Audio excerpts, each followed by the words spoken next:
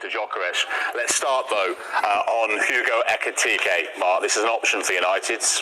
Any more than that? How concrete is this? Yeah, well, we know that Manchester United are in the market for a number 9. Rasmus Højlund being linked potentially with a move back to Italy or Saudi Arabia. As far as he's concerned, he wants to stay and fight for his place, but will he have to fight for his place against maybe one of these two players? Hugo Ekitike nearly joined the Premier League a couple of years ago. Newcastle very interested in him. Had a phenomenal campaign last year at Eintracht Frankfurt. 34 goals and assists in 48 games, really showing the type of form that encouraged PSG to sign him not that long ago. He's now the main man, which is what he needed. Didn't get game time in France, but he's getting game time in Germany. There's been initial talks between Manchester United and Frankfurt. No formal bid as of yet, but United just exploring their options as to whether he may be the right type of number 9 for them. We're told that personal terms won't be a problem if he decided to go to Manchester United. But of course, Manchester United have an extensive list of possible striking targets, which brings in this man because he's got another one very much on the radar. Yeah, I mean, GYOKERES, his numbers, his goal scoring numbers have been frightening over the last couple of years. Could he end up at Old Trafford? 54 goals in 52 games. It's quite staggering numbers, isn't it? It really is. But look, when Ruben Amorim arrived at Manchester United, we were talking about GYOKERES. There's contact via his intermediaries, but I don't know. This is an interesting one here. There's talk about this €100 million release clause.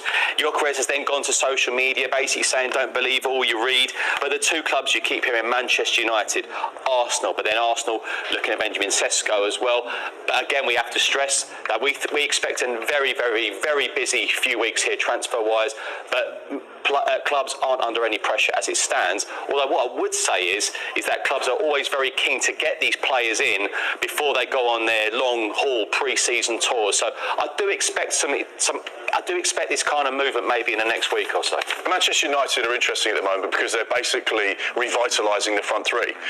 We know that Ruben Amorim wants to play with 2 10s. He wants to play with a number 9.